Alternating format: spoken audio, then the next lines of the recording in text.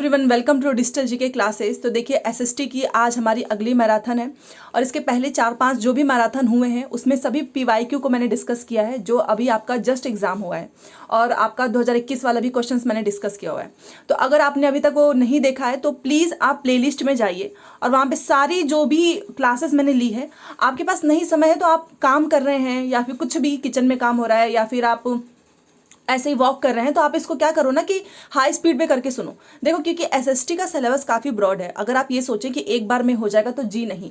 मैंने भी एसएसटी के जब बस पीवाईक्यू से भी मैंने भी क्लियर किया है, बट उसके पीछे मेहनत होती है कि आप बार बार जो क्वेश्चंस जो है आपके आंखों के सामने होता है, आपको आंसर्स पता होते हैं। ठीक है, तो ये चीज़ करना है। हाँ, डाउनलोड कर लो, हाई स्पीड में कर लो। मुझे देखो लाइक शेयर इन सब की जरूरत नहीं है, बस आप सभी का पेपर इस बार हर हाल में क्लियर होना चाहिए।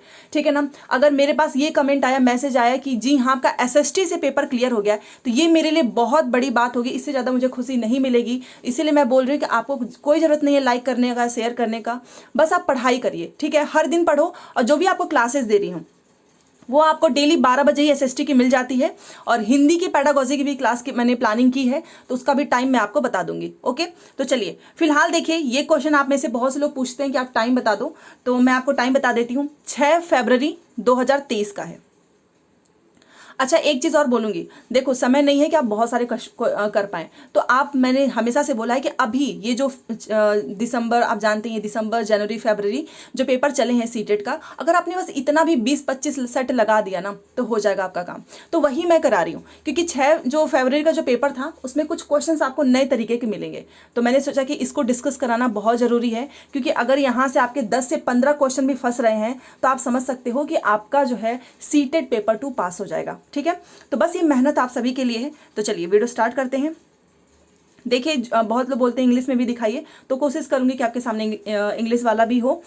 तो चलो देखते हैं। देखिए इसमें पहला क्वेश्चन क्या पूछा है कि कुषाणों ने किन निम्नलिखित शक्तिशाली केंद्रों से शासन किया।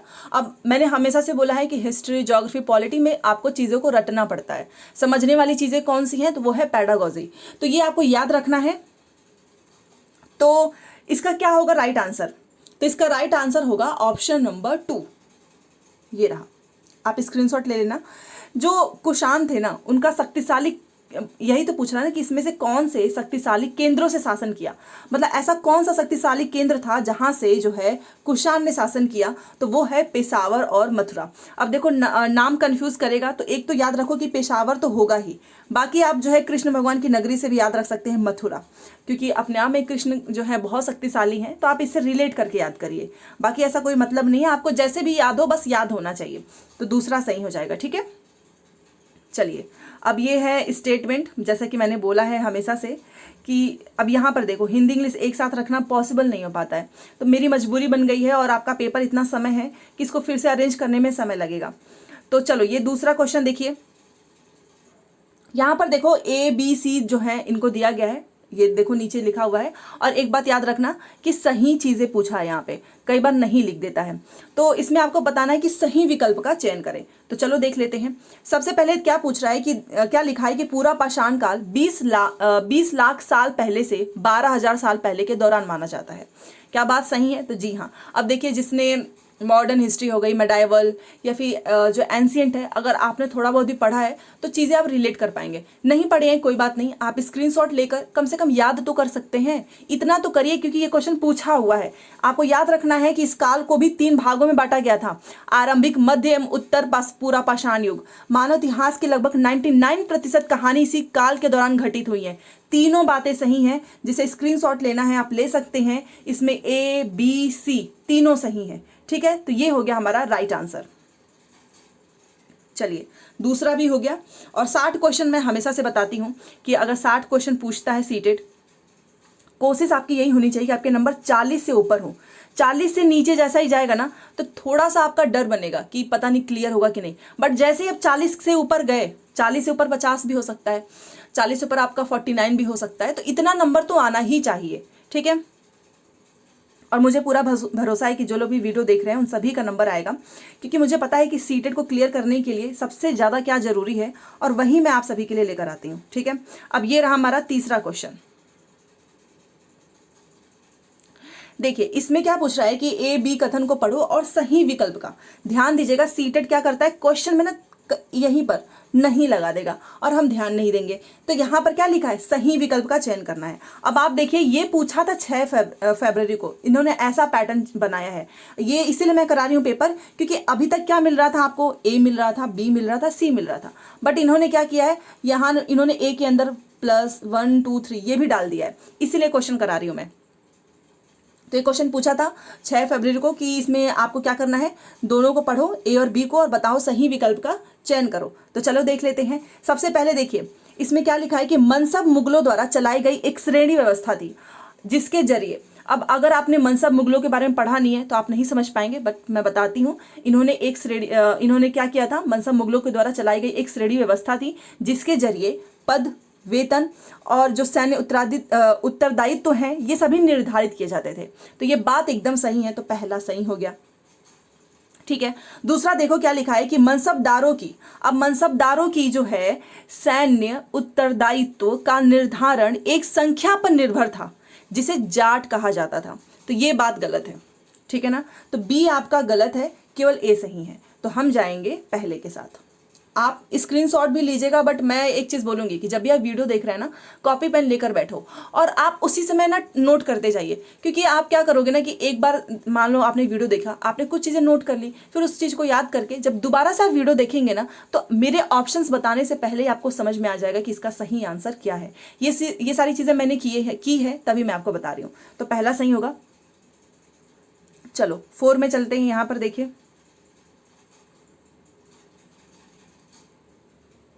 यहाँ पर पूछ रहा है आपसे कि इसमें से किस स्थान पर जो है अशोक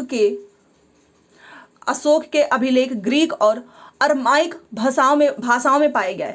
तो मतलब कौन सा ऐसा स्थान है जहां पर अशोक के अभिलेख जो हैं वो ग्रीक और अरामाइक भाषाओं में पाया गया है। तो बेसिकली स्थान पूछा है, तो आपको पता होना चाहिए, इसीलिए मैंने ये पूरा जो है बॉर्डर कर दिया है, क्योंकि बहुत इंपॉर्टेंट है। और वो कौन सा स्थान है, तो वो है गंधार। तो ये आपको पहला है, ठीक है, ये रहा। तो इसमें हमारा पहला हो जाएगा, ठीक है। चलिए ये सब तो याद ही करना पड़ेगा, इसमें कोई ऑप्शन ही नहीं बचता है। अब हमारा 5th क्वेश्चन,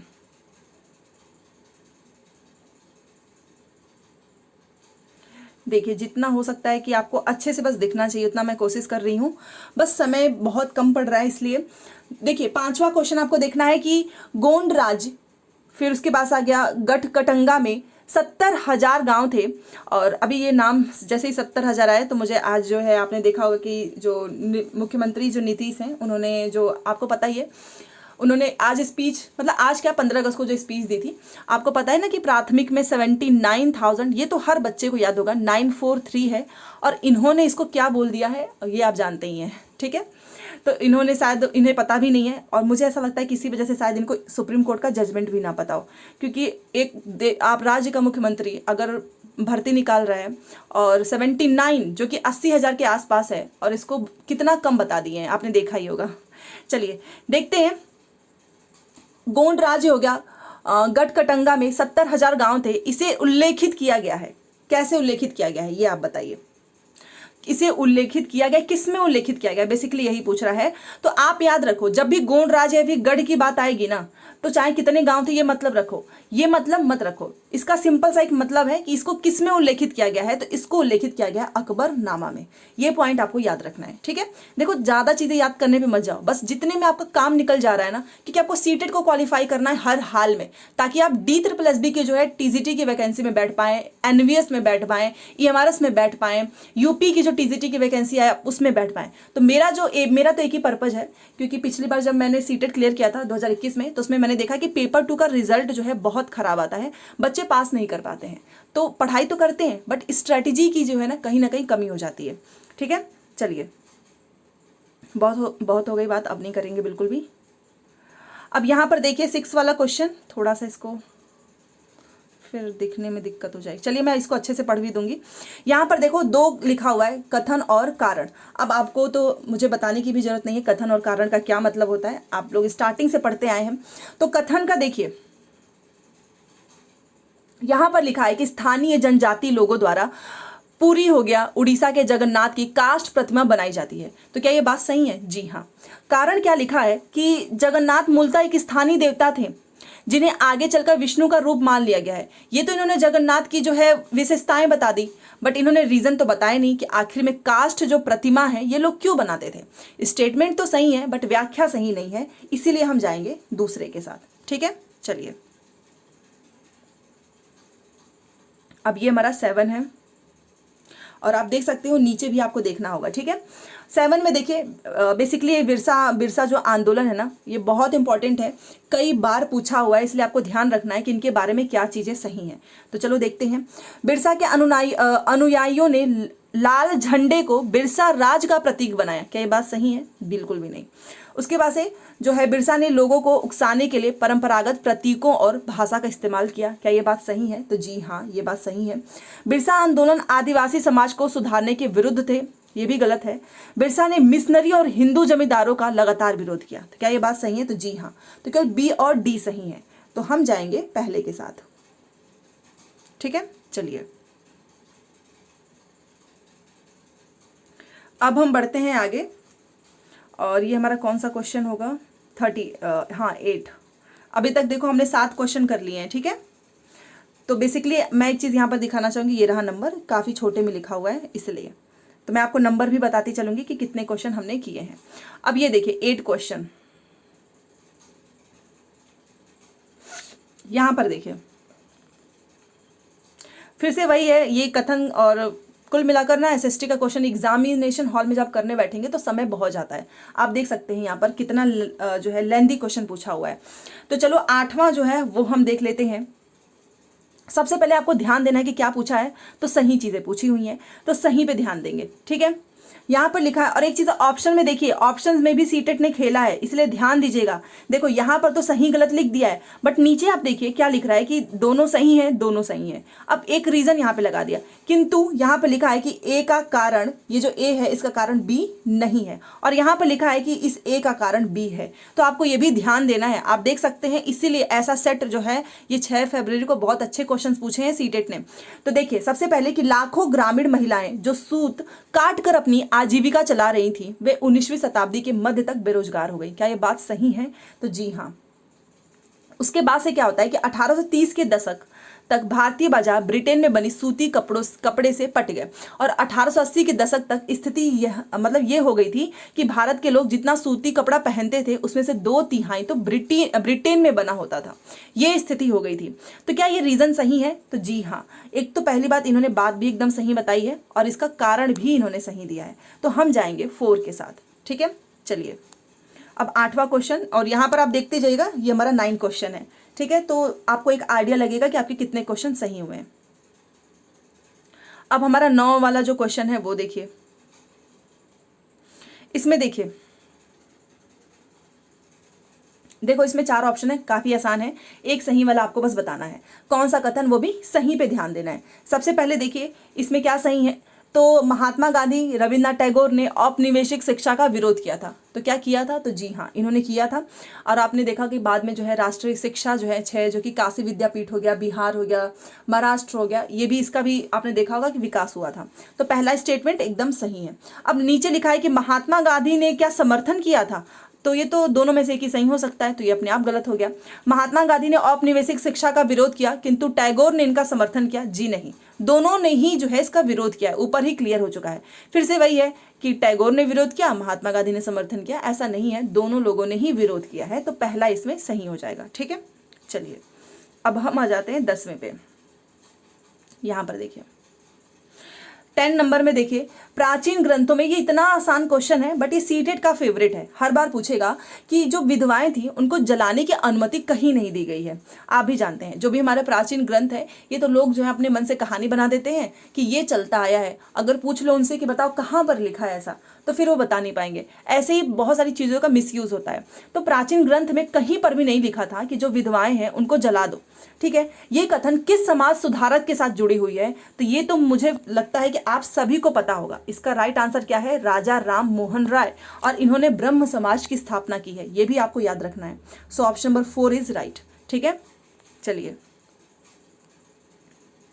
अब हम आ जाते हैं अपने 11 पे। देखिए 10 क्वेश्चन कंप्लीट हो गए हैं, ये भी देखते जाएंगे और आप प्लीज़ मुझे कमेंट करके बताइएगा कि आपके कितने सही हुए हैं। तो 11 वाला क्वेश्चन देखते हैं। देखिए इसमें ये भी बहुत आसान क्वेश्चन है और कई बार पूछा हुआ है। सबसे पहले देखिए, भारत में अंग्रेजों के शासक के दौरान कौन से संगठन ने जाति उन्मूलन पर मुख्य ध्यान दिया? देखो जाति उन्मूलन पर सबसे ज्यादा ध्यान किसने दिया है? तो वो है सत्यशोधक समाज, जिसकी स्थापना किसने की है?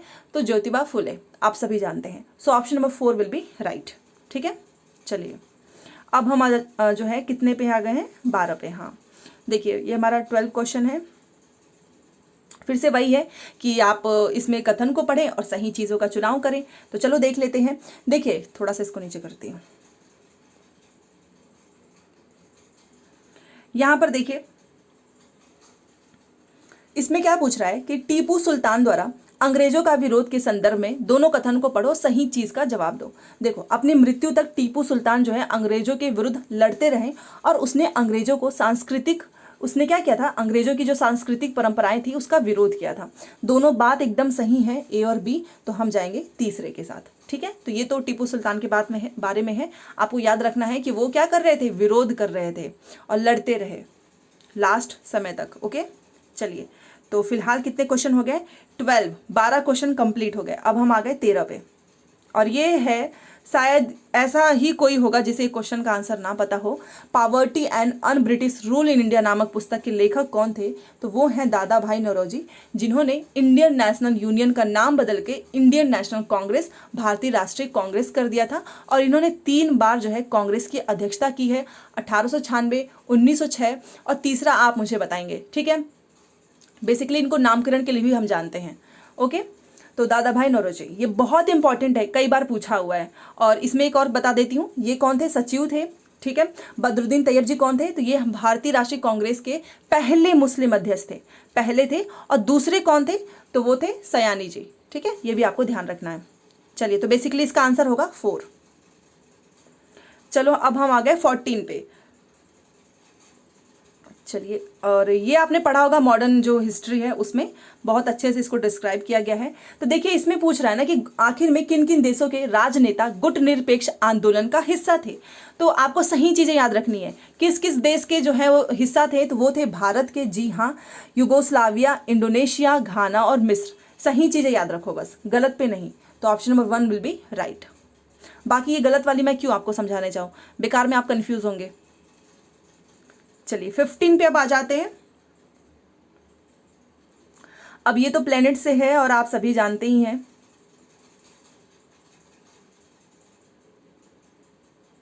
कितने हो गए एक बार बता देती हूँ। हाँ 15। एक मिनट, इसका पूरा ऑप्शन दिखाना पड़ेगा। हाँ अब बताइए, प्लीज आप कमेंट जरूर करें कि आपका कितना सही हो रहा है। इनमें से किन ग्रहों के चारों ओर छल्ले होते हैं, मतलब रिंग्स होते हैं। ठीक है ना, ऐसे ऐसे ऐसे, इसी को बोलते हैं छल्ला, जिसको हम रिंग्स बोलते हैं। ये पूछ रहा है। तो किन ग्रहों के चारों ओर जो है छल्ले होते हैं, ये आपको बताना है। तो क्या बृहस्पति का होता है? तो जी हाँ। शनि का तो सभी को पता है। यूरेनस का होता है? यस। तो इन तीनों का होगा ABC। तो हम पहले के साथ जाएंगे। ठीक है, चलिए अब हम आ गए 16 पे और ये रहा 16 जो कि भारतीय मानक समय से रिलेटेड है। तो ये देख लेते हैं। एक मिनट, इसको जूम कर देती हूँ। चलो देख लेते हैं 16 वाला। इसमें ये आपको याद रखना है, बहुत आसान है। आप सभी जानते हैं कि भारतीय मानक समय जो है किस मानक याम्योत्तर पर आधारित है? तो 82.5 डिग्री ईस्ट। ठीक है, तीसरा, ये तो मुझे लगता है कि आप सभी को पता ही होगा। ज्योग्राफी में जैसे हम पढ़ना स्टार्ट करते हैं तो यहीं से तो शुरुआत होती है। तो 82.5 डिग्री ईस्ट। ठीक है, चलिए 17।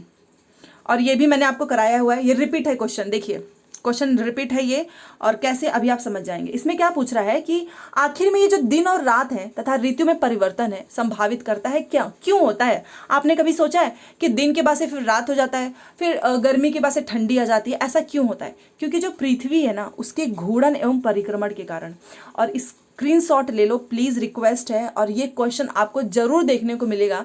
ये सीटेट में ही नहीं, जो भी ज्योग्राफी का सब्जेक्ट है ना, जिसमें भी पूछे जाते हैं उसमें बहुत पूछता है। इसका मैं आपको इंग्लिश वाला भी दिखा देती हूँ। ये देखिए, रोटेशन एंड रिवोल्यूशन, बस इतना याद रखो। देखो ये देखो, पहला किसकी वजह से होता है? तो रोटेशन एंड रिवोल्यूशन की वजह से, जिसको हम हिंदी में बोलते हैं घूर्णन एवं परिक्रमण। ओके, चलिए, इसी की वजह से दिन रात, और अगर आप अब आप क्या बोलोगे कि दिन और रात क्यों हुआ है? क्योंकि रोटेट और रिवोल्यूशन की वजह से जो है चेंज होते हैं डे नाइट, एंड जो भी विंटर है समर है इसी की वजह से है। ओके, चलिए, अब ये क्वेश्चन है, और ये क्वेश्चन आप प्लीज़ मुझे सॉल्व करके बताना इसका राइट आंसर क्या है। अदरवाइज मैं इसका कमेंट, जिसका भी सही होगा मैं उस कमेंट में बता दूंगी। ठीक है, चलिए, बेस अगर आपको ना भी आए तो भी परेशान मत हो, लास्ट टाइम चल रहा है, कितने दिन ही बचे हैं, 3 से 4 दिन, तो एक ही क्वेश्चन आएगा। एक क्वेश्चन नहीं आ रहा है, ज़्यादा दिमाग मत लगाओ, लेंदी सा इसका प्रोसेस भी है। ठीक है, अब ये हमारा आ गया 19। देखिए, इसमें क्या पूछ रहा है कि अंडमान और निकोबार द्वीप समूहों में निम्न में से किस प्रकार के वन पाए जाते हैं।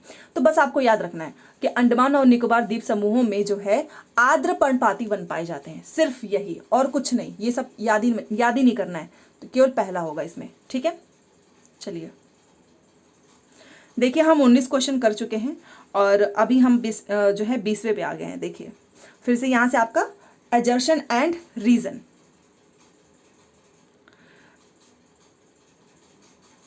देखिए, निम्न कथनों पर आपको विचार करना है और सही चीजें बतानी है। पहला लिखा है और बहुत इंपॉर्टेंट है, मोस्ट इंपॉर्टेंट है, ये आपको अलग से भी बना के पूछेगा। सबसे पहले देखो, ग्रेनाइट क्या होता है? ठोस चट्टानें होती हैं तथा बिल्डिंग बनाने, सजावटी, सिलबट्टे के तौर पर प्रयोग में लाई जाती है।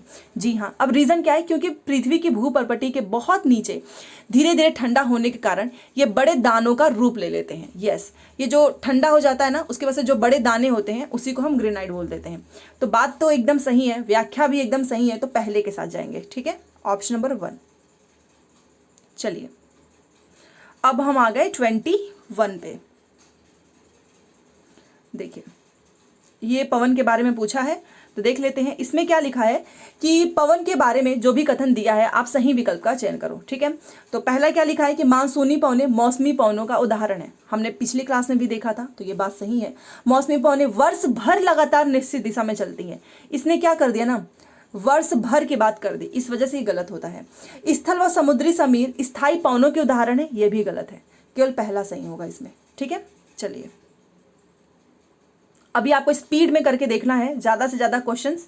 ओके, अब ये आ गया हमारा, और ये काफ़ी लेंदी क्वेश्चन है जिसे मुझे थोड़ा सा तो छोटा करना ही पड़ेगा, नहीं तो आप देख नहीं पाएंगे। 22, इसमें आपको बताना है। चलो, संघनन के बारे में पूछ रहा है, कंडेंसेशन जानते ही आप, कंडेंसेशन के बारे में पूछ रहा है, क्या चीज़ें सही हैं।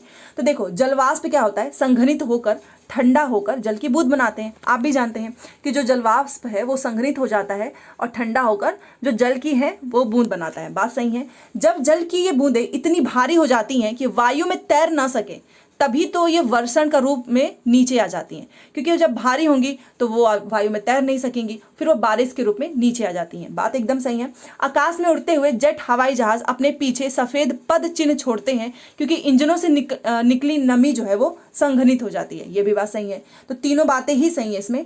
तो हम किसके साथ जाएंगे? 4 के साथ, क्योंकि यहीं पर देखिए ABC राइट है। ओके, चलिए, अब हम आ गए 23 पे। देखिए, इसमें क्या पूछ रहा है कि तिब्बती एंटीलोप का शिकार इसके ऊन शाहतूश के लिए किया जाता है, क्योंकि ये वजन में हल्के होते हैं, सबसे पहली बात है, तथा ये अत्यधिक गर्म होता है, इसी वजह से। ऐसा नहीं है कि ये जानवर बहुत अधिक संख्या में पाया जाता है, ये गलत है। तो इसका राइट आंसर हो जाएगा ऑप्शन नंबर 1। फैक्ट वाली चीजें पूछी हैं इसमें। चलिए, अब हम आ गए 24 पे।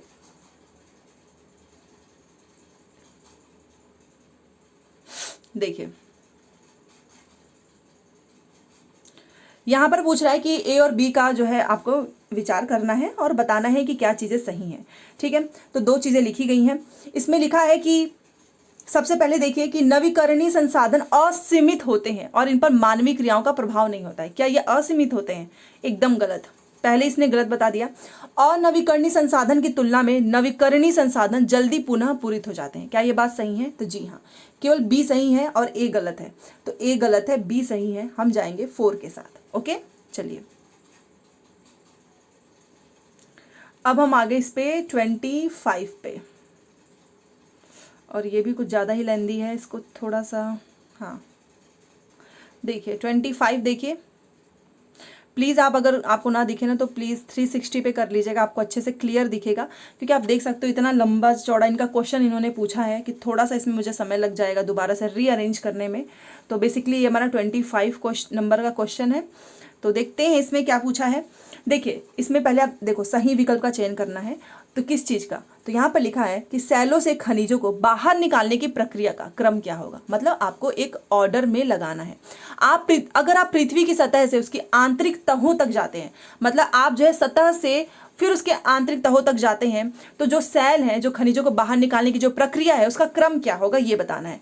सबसे पहले हम क्या करेंगे, हम करेंगे आखनन, उसके बाद से हम करेंगे विवृत खनन, एंड लास्ट में हम करेंगे कूपिकी खनन। तो बस हो गया CBA, यही इसका सही क्रम है। Option number 1 will be right. Okay चलिए 26 पे आ गए।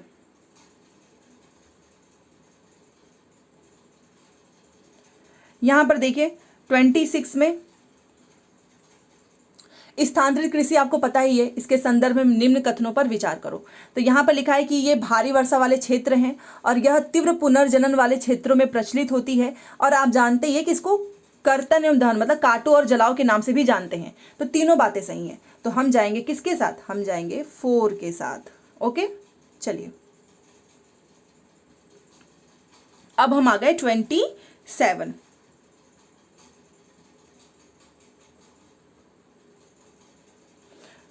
देखिए 27 में देखिए कि अगर आप यहाँ पर क्लियरली पूछ रहा है आपसे कि अगर आप कक्षा में प्रेरी और वेल्ड पर, देखो ये घास के मैदान है, आपको मैंने पहले भी पढ़ाया हुआ है, प्रेरी और वेल्ड पर जो है परिचर्चा कर रहे हैं, तो आप विश्व मानचित्र पर किस क्षेत्र को अंकित करेंगे। तो आप बताइए, प्रेरी आपको पता होना चाहिए, प्रेरी कहाँ पे है और वेल्ड कहाँ पर है। तो मैं आपको बता देती हूँ, प्रेरी जो है कनाडा में है और वेल्ड जो है दक्षिण अफ्रीका। ठीक है, आप यहीं पर अंकित करेंगे। तो इसका option number 4 will be right. और एक चीज़ और है, स्क्रीनशॉट ले लेना, यहाँ पर टिक कर देती हूँ क्योंकि कई बार पूछा हुआ है। ठीक है चलिए नाम याद रख लो प्रेरी और वेल्ड का, प्रेरी के साथ जोड़ देना कनाडा और वेल्ड के साथ दक्षिण अफ्रीका। अब हम आ गए 28 पे। बेसिकली ये आपका पेडागोजी का क्वेश्चन लग रहा है ऐसा। देखिए 28 में क्या पूछ रहा है कि जो स्टीरियोटाइप, जो कॉन्सेप्ट है, जो संदर्भ है, उसके बारे में आप लिखी गई हैं चीज़ें और आपको सही विकल्प का चयन करना है। ठीक है, तो बेसिकली इसमें क्या पूछ रहा है, पहला देखिए कि जो रूढ़िबद्ध धारणाएं हैं हमें प्रत्येक व्यक्ति को अनोखे और अलग व्यक्ति जिसके पास खास गुण व क्षमताएं हो सकती हैं के रूप में देखने से रोक देती हैं। जी हाँ, ऐसा नहीं कि आप जो है अलग लोगों को अलग अलग नज़र से देखें, तो ये क्या करेगा, इसको रोक देगा। दूसरी चीज़ क्या लिखा है कि रूढ़िबद्ध धारणाएं बड़ी संख्या में लोगों को एक ही प्रकार के खांचे में जड़ देती हैं। देखा होगा अभी आपने, कई मामले आते हैं, एक लड़की का कोई मामला आ जाता है या एक लड़के का, लोग उसी से उसको जनरलाइज कर देते हैं। तो ये क्या बात सही है, तो जी हाँ, रूढ़िबद्ध धारणाओं का हम सब पर प्रभाव पड़ता है क्योंकि इनके चलते हम उन कामों को करने का मौका मिलता है जिनमें हम अच्छे हैं। क्या ये बात आपको सही लग रही है? तो इसमें केवल 2 ही पॉइंट सही होगा और वो है हमारा option number 2, A and B, क्योंकि रूढ़िबद्ध धारणाओं के संदर्भ में वाक्य दिए गए हैं। ठीक है ना, अब इसका प्रभाव पड़ेगा, इसके चलते आप काम करेंगे, उसमें आप अच्छे हैं, ये बात नहीं जम, तो इसलिए दूसरा सही हो जाएगा। ठीक है चलिए अब हम आ गए 29 पे, और ये भी देखिए इसमें भी कुछ चीज़ें आपको याद रखनी है। इसमें है कि निम्न क्षेत्रों में से उन क्षेत्रों की पहचान करो जहां अतीत में आए अरबी और चीन के व्यापारियों के उल्लेखनीय सांस्कृतिक प्रभाव हैं। तो बस 2 ही नाम है, और वो नाम कौन सा है, तो वो है केरल और लद्दाख। याद कर लो, स्क्रीनशॉट ले लो, कई बार आपसे पूछेगा कि ऐसा कौन सा वो जगह है जहां पर अरबी और चीन के जो व्यापारी आए थे, उनके बारे में आपको देखने को मिलेगा, तो वो है केरल और लद्दाख। ठीक है चलिए अभी तो और बहुत सारे क्वेश्चन करने हैं। ये हमारा आ गया पॉलिटी के क्वेश्चन। चलो यहां पर देखो क्या लिखा है कि भारत के राष्ट्रपति का चुनाव किसके द्वारा होता है। सभी को पता है ये किसके द्वारा होता है, ये एक अप्रत्यक्ष चुनाव है, आप खुद नहीं जाते हैं वोट करने। ये एक निर्वाचक मंडल तो सही है, और साथ में ये अप्रत्यक्ष चुनाव है, मतलब निर्वाचक मंडल द्वारा अप्रत्यक्ष चुनाव। तो याद रख लो, पूछेगा आपसे। ठीक है चलिए 30 तक हो गया है हमारा। अब हम आते हैं 31 पे।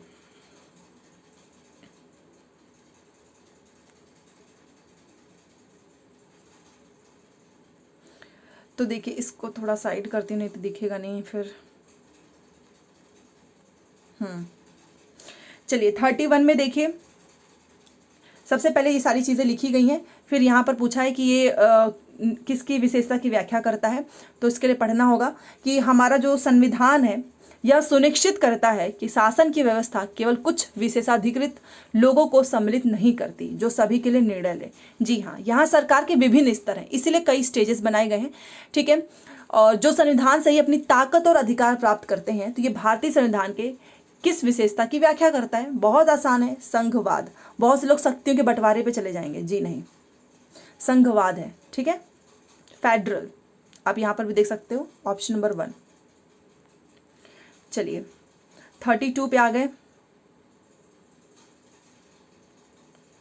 अब देखिए 32 में क्या पूछ रहा है, और बताते जाना क्या सही है आपका, कितना सही हुआ है। इनमें से कौन सी स्थिति भारत के एक शहर में आए प्रवासी मजदूर की अवस्था को सबसे करीब से दर्शाती है? ये आपसे पूछा है। तो कौन सी है जो कि आपको, जो भी आप जानते हैं कि एक शहर में प्रवासी मजदूर मतलब वो अपना स्थान छोड़कर आए हैं, तो उनकी अवस्था को सबसे करीब से दर्शाती है। इसके लिए चारों ऑप्शंस को पढ़ने होंगे। बाबू शहर के मुख्य बाजार में पक्का दुकान का मालिक है, जिससे उसे पूरे वर्ष आय मिलती है। प्रवासी मजदूर के नाम से ही आप जानते हैं कि कौन सा मजदूर होगा, जो अपना घर बार छोड़ के बाहर में आता है मजदूरी करने की, कुछ कमा सके। मालिक की बात नहीं हो रही है, खत्म हो गया।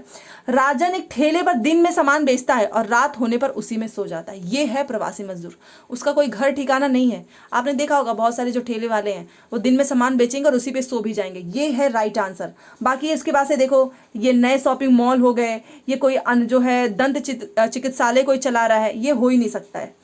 बेसिकली प्रवासी मजदूर के बारे में पूछा था, जो करीब से दर्शाए वो यही है, ऑप्शन नंबर 2। देखिए टिक कर देती हूं। ठीक है, दूसरा है सही है। चलो अब हम आ गए 33 पे। दादन व्यवस्था जो है ये कई बार पूछा हुआ है, ठीक है ना, जिसको हम क्या बोलते हैं, पुटिंग आउट सिस्टम। तो देख लेते हैं इसमें क्या है।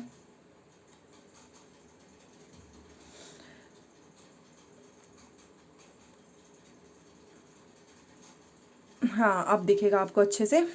चलिए देखिए इसमें क्या पूछ रहा है कि दादन व्यवस्था, पुटिंग आउट, इसका क्या मतलब है? सही विकल्प का चयन करो। तो इसका मतलब क्या है कि ये भारत में बड़े उद्योगों में प्रचलित है? जी नहीं। क्या इसमें जो है व्यापारी कच्चा माल देता है, उसे तैयार माल प्राप्त होता है? यस। इसमें बुनकर अधिकतर अपने घर या कार्यशाला में कार्य करते हैं? तो एकदम सही है। तो बी और सी सही है। तो हम जाएंगे किसके साथ? तीसरे के साथ। ठीक है, चलिए 33 हो गया। अब हम आ जाते हैं 34 पे।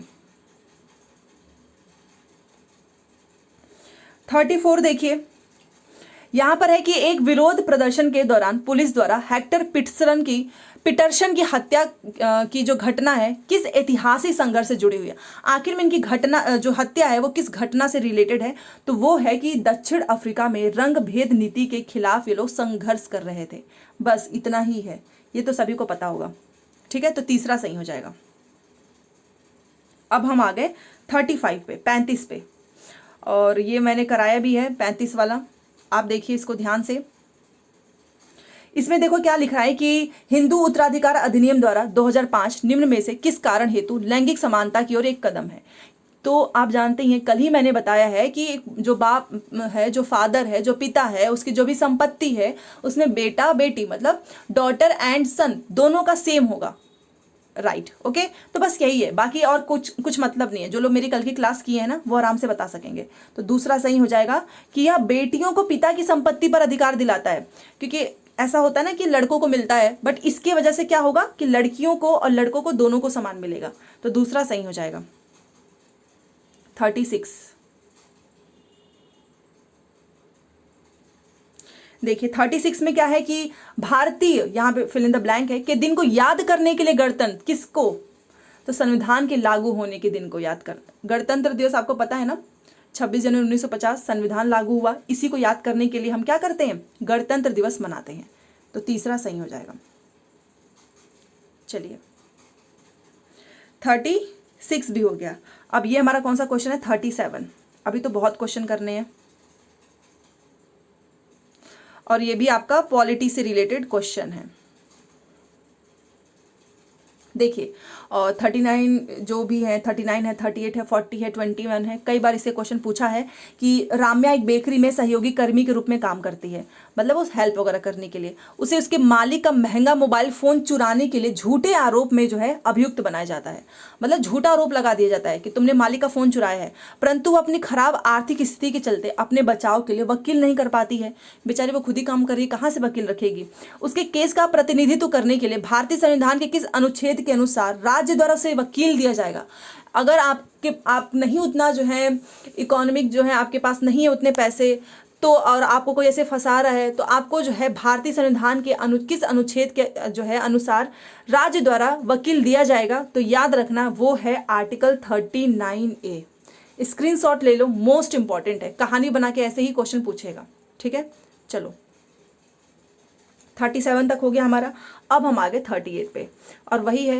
अच्छा, एजर्शन रीजन सीटेड इतना क्वेश्चन डाल देगा ना कि एक बार तो आप इरिटेट भी होने लगेंगे एग्जाम में, क्योंकि इतना बहुत पूछते हैं। बहुत सारे ऐसे शिफ्ट हैं जहां पर तो केवल कथन ही वाले क्वेश्चन पूछे गए हैं, सोचिए। तो चलो 38 वाला है एजर्शन रीजन, देख लेते हैं। यहां पर देखो क्या पूछ रहा है कि दो है कथन और कारण, बताओ क्या चीज़ें सही हैं। तो सबसे पहले ऊपरी न्यायालय के फैसले नीचे की सारी न्यायालयों को मान्य होते हैं। अभी आपने देखा है कि सुप्रीम कोर्ट का जो फैसला आया है, तो क्या हाई कोर्ट उसके फैसले को नहीं मानेगी? बिल्कुल मानेगी। तो सभी को मानना होता है। सुप्रीम कोर्ट का जो फैसला है वो अपने आप में ही एक सुप्रीम है, सर्वोपरि है, उनका फैसला सभी को मानना होता है। ये बात सही है। और भारत के पास एकीकृत न्यायिक व्यवस्था है, ये भी बात सही है। क्यों? क्योंकि रीजन भी दिया है ना, भारत के पास क्या है, एकीकृत न्यायिक व्यवस्था है, इसीलिए सभी को मानना है। तो दोनों बातें सही है, पहले के साथ जाएंगे। ठीक है। और अभी तक आपको जितना लॉ के बारे में नहीं पता होगा, बीएड वर्सेस बीटीसी का जो ये आया है मामला, उसके बाद से बहुत से लोगों को बहुत से आर्टिकल्स के बारे में भी पता चले होंगे, है ना। तो अब आ गए हम 39 पे। ये देखो, एक ऑप्शन तो कुछ ज़्यादा ही बाहर निकल गया इसमें। चलो देखते हैं 39। देखिए, इसमें जो है 3 जो है कथन दिए हैं और सही विकल्प का आपको चयन करना है। ठीक है, तो चलो पढ़ लेते हैं। सबसे पहले देखो, तवा मत्स्य संघ का गठन तवा बांध के निर्माण के खिलाफ हुआ था। ये खिलाफ की वजह से ये गलत हो गया, खिलाफ की वजह से नहीं, उसी के वजह से हुआ था। उसके बाद से लिखा है कि तवा मत्स्य संघ का गठन मध्य प्रदेश के, तवा कहाँ पर है? मध्य प्रदेश में है। तो वहाँ के जंगल जो निवासी हैं उनके निर्वाहन के लिए जो है, ताकि वो बांध पर मछली पकड़े, तभी तो वो फिर मार्केट में बेचेंगे, जिससे कि उनको अपने काम को जारी रखने के अधिकार की रक्षा के लिए हुआ था। जी हाँ, तो ये तो खिलाफ लिख के इसने गलत बताया है। तवा मत्स्य संघ जो है मछुआरों को ऋण भी देने की व्यवस्था करता है, ये भी बात सही है। केवल 2 स्टेटमेंट सही हैं, बी और सी, तीसरा। ठीक है, चलिए। अच्छा, कई बार पूछेगा कि तवा मत्स्य संघ कहाँ पे है, तो याद रखना मध्य प्रदेश में जो जंगल निवासी हैं उनके लिए आया था। ओके, चलिए, हमारा हो गया है 39 कंप्लीट। अब हम आ गए 40 पे, और यहाँ पर भी आप देख सकते हैं इसमें क्या पूछ रहा है कि जनजातीय जो भाषाएं हैं, यहाँ पर देखिए उनके बारे में कुछ कथन दिए गए हैं। अब सही विकल्प का चयन करना है। तो देखो, संथाली भाषा का अपना बड़ी मात्रा में प्रकाशन होता है, जिनमें इंटरनेट पर पत्रिकाएं भी शामिल हैं। जी हाँ, और जनजातीय भाषाएं संस्कृत से बिल्कुल अलग होती हैं और संभवतः उतनी ही पुरानी है। दोनों बातें एकदम सही हैं। तो अगर दोनों ही सही हैं तो हम तीसरे के साथ जाएंगे। ओके, चलो, कम से कम 40 कर लिया है, अभी तो पूरा बाकी है, पूरा पेडागोजी ही बाकी है। ये कौन सा क्वेश्चन नंबर है देख लें, 41। अब ये देखो, ये मिलान करने के लिए तो हर बार पूछेगा और इसमें भी थोड़ा समय जाएगा, इसीलिए मैं बोल रही हूँ ज़्यादा से ज़्यादा प्रैक्टिस करो ताकि समय बचे एग्जामिनेशन हॉल में। तो चलो देख लेते हैं। देखिए, यहाँ पर कुछ जो है सामाजिक विज्ञान अधिगम के तरीके दिए गए हैं और यहाँ पर इसका अर्थ दिया गया है। मतलब बेसिकली आपको बताना है कि व्यवहारवादी का क्या मतलब होता है, रचनावादी का क्या होता है, इसका अर्थ आपको बताना है। तो ये तो आप कर लेंगे, मुझे पता है। तो देखो, व्यवहारवादी का मतलब क्या होता है कि यहाँ पर देखिए, सीमित कौशल और तथ्यों का संचय, व्यवहारवादी वही तो होता है। उसके बाद से देखिए, रचनावादी का मतलब क्या हो गया? रचनावादी का मतलब हो गया कि ये अधिगमकर्ता के मतलब आपने बच्चे के ऊपर, बच्चे के केंद्र बनाए, ना कि शिक्षक को। तो ये हो गया हमारा ये अधिगमकर्ता केंद्रित और प्रासंगिक, ये भी बात सही है। और सी का देख लेते हैं, बहुविषयक उपागम। इसका मतलब ही होता है कि विषय हमेशा स्वतंत्र होंगे, एक विषय को आप दूसरे विषय से जोड़ के पढ़ा सकते हो। ठीक है ना। ऐसा बाउंडेशन नहीं कि मैं जो है साइंस को ज्योग्राफी के साथ नहीं जोड़कर पढ़ा सकती हूँ। इसका सिंपल सा मतलब है कि विषय हमेशा स्वतंत्र होते हैं, बाकी बच गया अंतर विषय। अंतर विषय का मतलब उसी के अंदर समाहित होता है, समकलित होता है। ठीक है, तो ये हो गया हमारा, ये रहा समकालित ज्ञान में सहायता करना। अच्छा, यहाँ पे टिक लगा लेती हूँ ताकि आप अच्छे से समझ पाएं स्क्रीनशॉट लेने के बाद भी। बहुत आसान है, अर्थ बताना था बस। चलो अब हम आगे 42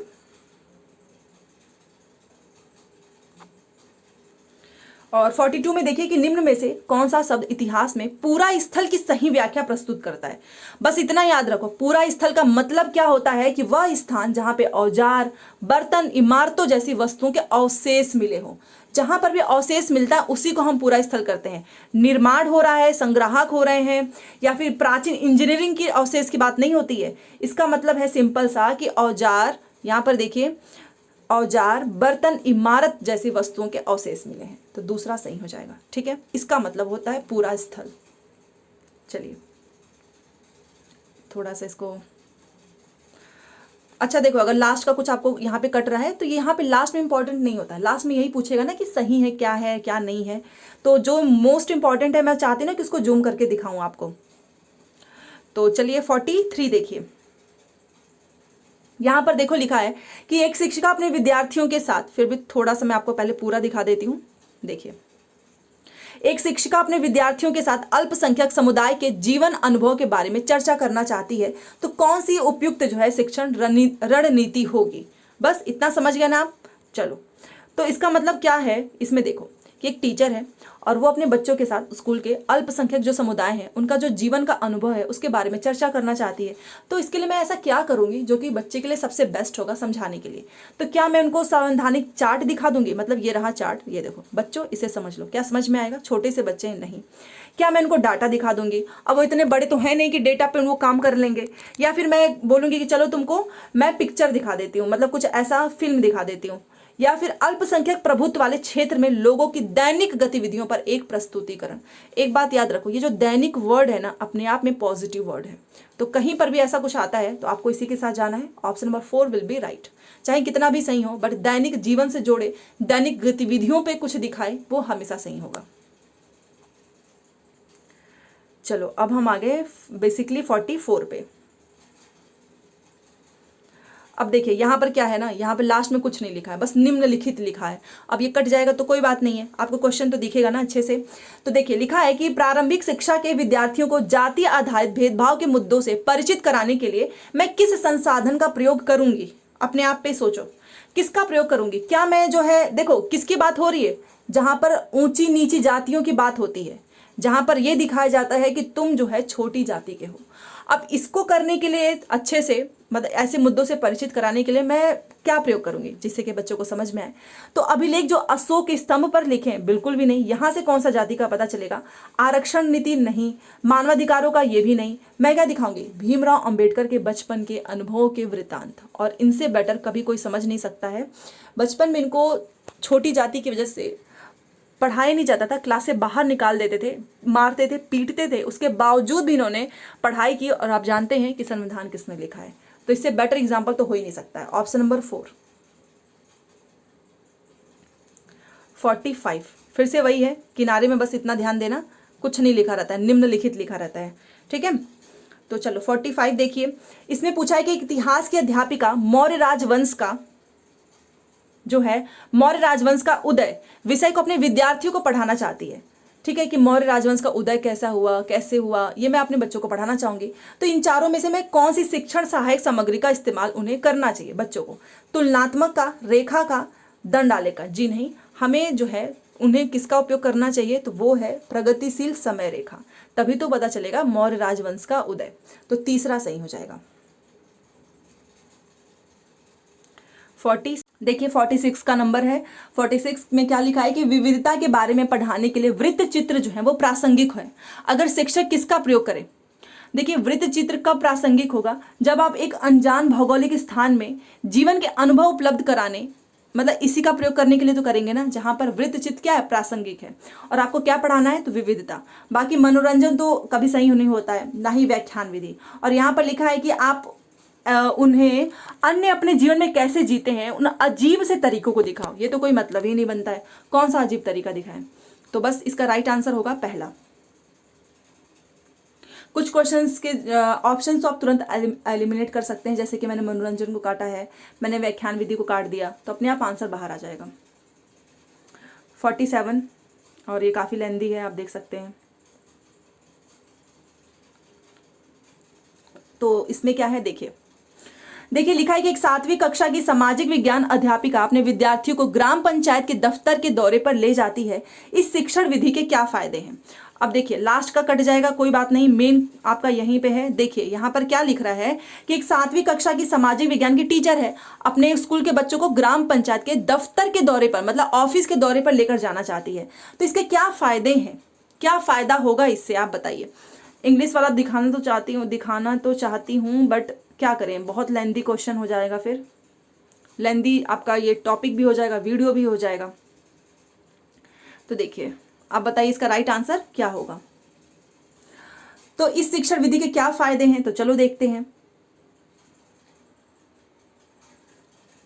सबसे पहले देखो कि आप कहाँ पर लेकर जा रहे हो, तो मैं बच्चों को दिखाना चाहती हूँ ग्राम पंचायत का दफ्तर। तो इससे क्या होगा ना कि बच्चों को खुद प्रत्यक्ष जानकारी मिलेगी जुटाने में उस विषय के बारे में। एकदम सही है, बात एकदम सही लिखा है। दूसरा जो है, विषय के बारे में उनको अतिरिक्त जानकारी देने का ये प्रभावी तरीका होगा, क्योंकि आप बच्चों को जब कोई कहीं पर लेकर जाते हैं ना, क्षेत्र भ्रमण या कोई भी चीज़ दिखाने के लिए, तो बच्चे वहाँ से ज़्यादा अच्छे से सीखते हैं। उसके बाद से है कि स्कूली जीवन का आपने क्या कर दिया, सामुदायिक जीवन से संपर्क कर दिया, जो कि बहुत अच्छी चीज़ है। बाकी ये रूपरेखा प्रदान करना घटनाओं के बारे में, ये उतना मैटर नहीं करता है। आप A, B और C के साथ जाएंगे, दूसरा सही हो जाएगा। ठीक है, चलिए 48 और जेंडर से रिलेटेड क्वेश्चन है कि इसमें से कौन सी शिक्षण विधि जो है वो जेंडर जो है संवेदीकरण को पढ़ाने के लिए सर्वोत्तम है। ठीक है, कितने क्वेश्चन हो गए? हाँ 48 पे, अभी तो और पढ़ना है। तो बताइए इसका राइट आंसर क्या होगा। तो अगर आप जेंडर संवेदीकरण को पढ़ाना चाहते हैं तो इसके लिए क्या अच्छा होगा, परिचर्चा। ठीक है ना, देखो व्याख्यान तो मैंने पहले ही बताया है, सही नहीं होता है। प्रश्न विधि तो बिल्कुल भी नहीं, क्योंकि आप प्रश्न करेंगे और बच्चे उत्तर देंगे, ये कोई तरीका सही नहीं है, वहां पे बच्चे पैसिव हो जाएंगे। बच्चों को प्रश्न करना चाहिए और वो होता है परिचर्चा में। ठीक है, तो पहला यहाँ पर सही हो जाएगा। चलिए 49, अब यहां पर देखते हैं, निम्न में से कौन सी रणनीति विद्यार्थियों में आलोचनात्मक सोच को प्रोत्साहित करने में सबसे उपयुक्त है। देखिए, अगर मैं जूम भी कर थोड़ा सा वो करूं तो भी बेसिकली यही तो पूछ रहा है ना कि कौन सी स्ट्रेटेजी जो है वो बच्चों में क्रिटिकल थिंकिंग को बढ़ावा देगा। बेस्ट इसमें से आंसर बताइए चारों में से। तो चलो अब थोड़ा सा जूम कर देंगे, क्वेश्चन तो आपने देख ही लिया होगा। बताइए इसका राइट आंसर क्या होगा। तो क्रिटिकल थिंकिंग की बात कर रहा है, तो क्या आप बच्चों को केवल स्वीकृत कराना चाहते हैं सत्य समझकर? जी नहीं, मैं चाहूंगी कि बच्चा खुद से सोचे। विद्यार्थियों के से अध्यापक के सारे मतलब कि मैं जो चीज बोलूं बच्चे सब कुछ उसको एक्सेप्ट कर ले, ये तो पैसिव तरीका है। विद्यार्थियों को पक्षपात पहचानने में मदद करना, विद्यार्थियों को परिस्थिति को सिर्फ एक नजरिया से देखना सिखाना। जी नहीं, हमें तो बच्चों को मल्टीपल नजरिए से दिखाना है। देखिए सबसे बेस्ट क्या है कि वो है ऑप्शन नंबर 3 कि विद्यार्थियों को पक्षपात पहचानने में मदद करना। ये होगी रणनीति। ठीक है, जिससे कि आलोचनात्मक सोच को प्रोत्साहित करेंगे। So option number 3 will be right. Okay, चलिए अब हम आ गए 50 पे, और ये काफी इसको चलिए अब दिख रहा होगा मैं भी। ओके, तो 50 में क्या लिखा है देख लेते हैं। निम्न में से कौन सी सामाजिक विज्ञान शिक्षण विधि विद्यार्थियों की प्रस्ताव करने की, तार्किक बहस करने की, जवाबी तर्क देने की और तथ्यों या विचारों को प्रस्तुत करने की क्षमता को विकसित करती है। अभी थोड़ी देर पहले ही डिस्कस किया मैंने, वाद विवाद, जहां पे बच्चा प्रश्न पूछेगा, तार्किक करेगा, जवाब सारे तथ्य विचार को प्रस्तुत करेगा, वो कौन सा है? तो वो है वाद विवाद। परिचर्चा, क्षेत्र कार्य यहाँ पर कहाँ से आ गया? हम बात किस चीज की कर रहे हैं? प्रस्ताव करने की। परियोजना प्रोजेक्ट की बात नहीं हो रही है, तो इसका राइट आंसर होगा ऑप्शन नंबर 1। चलिए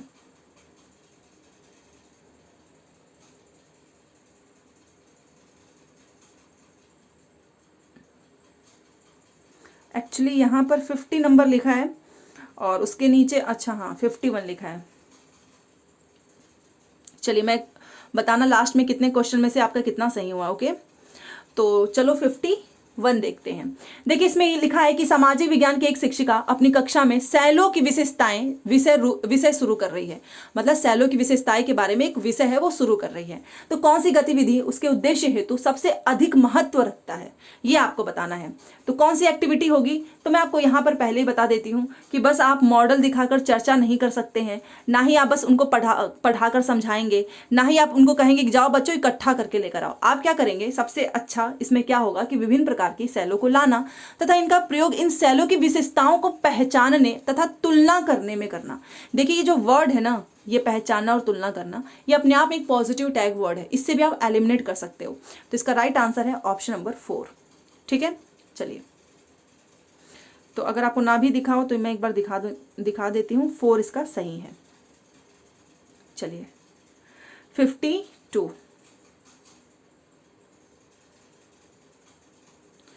तो देखते हैं इसमें क्या पूछ रहा है। 52 में है कि भारत के तटीय स्थल रूप पढ़ाते हुए राजस्थान के शिक्षक किस शैक्षणिक समस्या का सामना कर सकते हैं। अब भारत के आप तटीय स्थल पढ़ा रहे हो तो एक राजस्थान का टीचर है, वो कौन सी ऐसी समस्या का सामना कर सकता है, ये आपको बताना है। ठीक है, अच्छा आपने इसका स्क्रीनशॉट तो ले लिया होगा ना। हाँ, क्योंकि आप में से बहुत सारे लोगों के कमेंट आते हैं कि हम स्क्रीनशॉट नहीं ले पाते हैं। ठीक है, तो चलिए 52 का आपको बताना है। और अभी तक कितने क्वेश्चन कंप्लीट हो चुके हैं, 51 हमने कर लिया है। सोचिए, तो बताइए इसका राइट आंसर क्या होगा। तो इसका राइट आंसर होगा छात्रों के लिए संदर्भ बनाने में, मतलब कॉन्टेक्स्ट बनाने में। कोई आपको प्रकाशित सामग्री उपलब्ध करना है, छात्रों के मूल्यांकन, ना ही पाठ्यक्रम समय पर पूरा कराने में, ऐसा कोई सामना नहीं रहता है। क्योंकि देखो आप जानते हैं मैप में राजस्थान कहाँ पे है। अगर मैं यहाँ, ये देखिए, एक मिनट, यहाँ पे तो अभी अच्छे से नहीं, देखिए यहाँ पे आपका गुजरात पड़ जाता है और यहाँ पर आपका राजस्थान। अब राजस्थान यहाँ पे उतने अच्छे से मैं लिख नहीं पा रही हूँ, बट आप समझिएगा यहाँ पे राजस्थान है। अब मैं पढ़ा रही हूँ तटीय स्थल, तटीय स्थल हमारा ये हो गया। ठीक है, तो कौन सी समस्या का सामना कर सकते हैं बच्चे। अब देखिए मान लीजिए आप यहाँ पे गुजरात में रह रहे हो तो आपको पहले से पता होगा, तो यहाँ पे समझाने में थोड़ी सी दिक्कत आ जाएगी। किस लिए, ताकि छात्रों के लिए संदर्भ बनाने में, कॉन्टेक्स्ट बनाने में। तो पहला सही हो जाएगा। ओके, चलिए गुजरात का कोस्टल एरिया भी आपको पता है सबसे ज्यादा है। अब हम आ गए 53 पे। देखिए 53 में क्या पूछ रहा है कि सामाजिक विज्ञान पाठ्यचर्या में निम्न में से कौन सी विद्यमान बाधाएं हैं। कौन सी बाधाएं आती हैं। सबसे पहले तो विद्यालय में विद्यमान शिक्षण शास्त्रीय प्रथाएं, ये भी आती है। दूसरा कि अच्छा प्रदर्शन करो, एक तो ज्यादा नंबर लाने का भी दबाव होता है, ये भी बाधाएं हैं। ठीक है, अब ये वैज्ञानिक अन्वेषण कौशल निर्माण का अभाव, ये गलत लिखा है। हमसे बाधा पूछ रहा है, तो बाधा क्या है, बाधा सिर्फ और सिर्फ A एंड B है। पहला सही हो जाएगा। चलिए अब हम आ गए 54 पे। देखते हैं, ये भी कुछ ज्यादा ही है लंबा। हाँ देखो 54 में लिखा है कि प्रारंभिक विद्यालय के छात्रों के समक्ष भारत के राष्ट्रीय आंदोलन की चर्चा के लिए आप इन चारों में से किस स्रोत का उल्लेख किया जा सकता है। किसका किया जा सकता है आप बताइए। तो शैल चित्रकला, कबीर के दोहे, अशोक स्तंभ। और हम बात किसकी कर रहे हैं, भारत के राष्ट्रीय आंदोलन की। तो हम तो देखेंगे ना कि जो भी दस्तावेज थे, पत्र थे, उसकी बात करेंगे। तो सेलुलर जेल के आधिकारिक दस्तावेज और पत्र, ये हम कर सकते हैं इसका उल्लेख। ठीक है, so option number 1 will be right. अब हम आ गए 55 पे। देखिए इसमें क्या लिखा है 55 में, देखिए कि सामाजिक विज्ञान की कक्षा में परियोजना विधि का प्रयोग करने का मुख्य उद्देश्य क्या होता है। प्रोजेक्ट का क्या होता है मुख्य उद्देश्य। तो सिंपल सा मतलब है कि मैंने क्या कर दिया, वास्तविक जीवन में सामाजिक समस्याओं को संलग्न किया है। ठीक है ना, ये होता है। यहाँ पर कोई सैद्धांतिक ज्ञान की बात नहीं हो रही है, ना ही आप समय बचाएं, ना ही आप भार को कम करें। मतलब होता है कि विद्यार्थियों को वास्तविक जीवन में सामाजिक समस्याओं की जांच में संलग्न करें। So option number 4 will be right. Okay, चलिए अब हम आ गए 56 पे। यहाँ पर हमारा हाँ इंग्लिश में लिखा था, तो चलो बेसिकली लास्ट में आपको कुछ विशेषताएं ही ऐसा कुछ लिखेगा, तो देख लेते हैं। 56 में लिखा है कि निम्न प्रश्न में से, इन चारों में से कौन सी ज्ञानात्मक प्रक्रिया का आकलन करता है। मतलब आपने, जैसे कि अभी मैं पढ़ा रही हूं, मैं आपका टेस्ट लूं तो मैं क्या करूंगी, आपका ज्ञानात्मक प्रक्रिया का आकलन करूंगी। मतलब मैं देखूंगी कि आपको कितनी चीजें याद रही हैं। ठीक है, तो भारतीय संविधान की मुख्य विशेषताएं क्या हैं, तो वो है हमारा स्मरण। पहला हो जाएगा इसमें सही। ठीक है, चलो 56 भी हो गया है। अब हम आ गए 57 पे, और यहां पर देखिए, देखिए 57 में क्या पूछ रहा है कि निम्न में से कौन सी कार्यनीति समूह आकलन का हिस्सा नहीं है। आपको नहीं पे ध्यान देना है। ठीक है, तो कौन सा नहीं है आप भी जानते हैं। और देखो, समूह आकलन, समूह का मतलब ग्रुप में वाद विवाद होता है, सेमिनार में भी होता है, कक्षा में चर्चा भी। बट क्या परीक्षाएं जो है वो समूह आकलन, क्या सभी का एक साथ करते हो क्या आकलन, एक एक बच्चे का करते हो, कौन पहला आया, कौन दूसरा आया, कौन तीसरा है, कौन 10वें पे है। तो राइट आंसर इसका हो जाएगा ऑप्शन नंबर 3। ओके, चलिए अब हम आ गए हैं 58 पे। नहीं वाले क्वेश्चन पे आपको ध्यान देना है। ओके, देखिए इसमें क्या पूछ रहा है कि निम्न में से कौन सा कथन सतत और व्यापक मूल्यांकन के बारे में सही नहीं है। नहीं पे ध्यान देना है। तो देखते हैं कि यह विद्यार्थियों के व्यवहार के केवल संज्ञानात्मक पक्ष की आवश्यकता पूर्ति करता है। ये इसने केवल लिख के इसको गलत साबित कर दिया, और यही इसका सही होगा। बाकी नीचे भी देख लेते हैं। देखिए नीचे तो सही लिखा है कि जो रणनीतियां होती हैं वो शिक्षण अधिगम प्रक्रिया के साथ समकालित है। यहाँ पर सर्वांगीण आकलन, जो कि अपने आप में बहुत अच्छी चीज़ है, हम करते ही हैं। हम बच्चों को बाद में फीडबैक भी प्रदान करते हैं। बट ये केवल इसने जो लिख दिया ना, केवल इसी की वजह से गलत हो गया, और यही सही हो जाएगा फिर पहला। अब हम आ गए 59 पे। तो देखो 59 में देखिए लोकतंत्र विषय को शुरू करने से पहले एक अध्यापिका कक्षा में इसे संबंधित प्रश्न पूछती है। तो वो किस तरह का आकलन कर रही है। मान लो मुझे लोकतंत्र पढ़ाना है, इसको पढ़ाने से मैं पहले मैं बच्चों से कुछ प्रश्न पूछूंगी, तो मैं किस आकलन का प्रयोग कर रही हूँ। ये तो बहुत आसान है। मतलब मैं देखूंगी ना कि अच्छा मैं ये चीज पढ़ा रही हूँ तो इसके बारे में बच्चों को पहले से कितनी नॉलेज है। तो मैं बच्चों के जो पहले के कॉन्सेप्ट है उसका मूल्यांकन कर रही हूँ। तो बहुत आसान है, पहला ही होगा इसमें सही कि पूर्व अवधारणा का आकलन।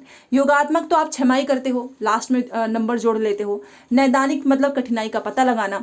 रचनात्मक तो आप जानते हैं क्रिएटिविटी से संबंध है। बेसिकली इसका मतलब है कि आप बच्चे की पूर्व अवधारणा को जानने की कोशिश करते हैं। तो पहला सही है।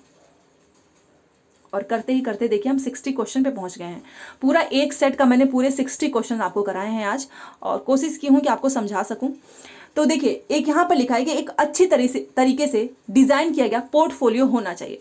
अब पोर्टफोलियो होता क्या है, देखो ये बताती हूँ, ध्यान से सुन लो। ये हो गई हमारी फाइल। अब मैं क्या करूँगी, यहाँ पे बच्चे का फोटो लगा दूंगी। यहाँ पे देखो, टीचर आप बनेंगे तो आप देखेंगे पोर्टफोलियो बनाया जाता है।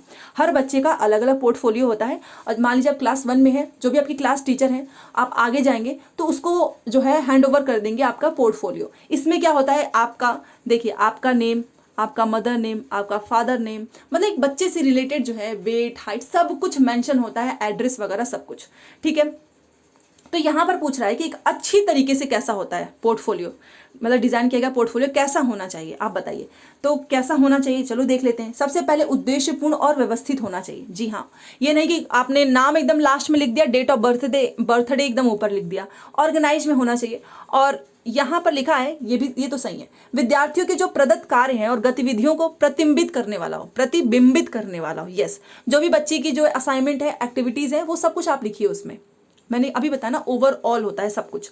विद्यार्थी के एक लंबी समय अवधि के काम का संचयन, जैसे कि अभी एग्जाम्पल दिया था ना कि मान लो आप क्लास 1 में हैं, आपने बच्चों को 1 साल पढ़ाया, जो भी उसकी पोर्टफोलियो, क्या वो 1-2 महीने की है, नहीं, वो लंबी समय अवधि के काम का संचयन होता है कि पूरे 1 साल में जो जो चीज़ें थी उन सभी को आप मेंशन करेंगे, वो होता है अच्छा पोर्टफोलियो। अदरवाइज फॉर्मेलिटी तो बहुत तरीके से हो सकती है।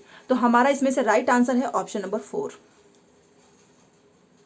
ठीक है, तो देखिए ये थी आज की क्लास, और बाकी तो नीचे आपका हिंदी का सेक्शन स्टार्ट हो जाएगा। हिंदी की पेडागोजी भी कराऊंगी। एंड अगर आपको मेहनत पसंद आती है तो रिक्वेस्ट है कि आप बार बार देखिए, मत कीजिए लाइक शेयर सब्सक्राइब, कुछ भी नहीं चाहिए, बस आप पढ़िए, जितना ज़्यादा हो सके पढ़ लो, क्योंकि सीटेड मैं चाहती हूँ इस बार पेपर 2 सभी का पास हो। ओके, तो मिलते हैं नेक्स्ट क्लास में। Thanks for watching.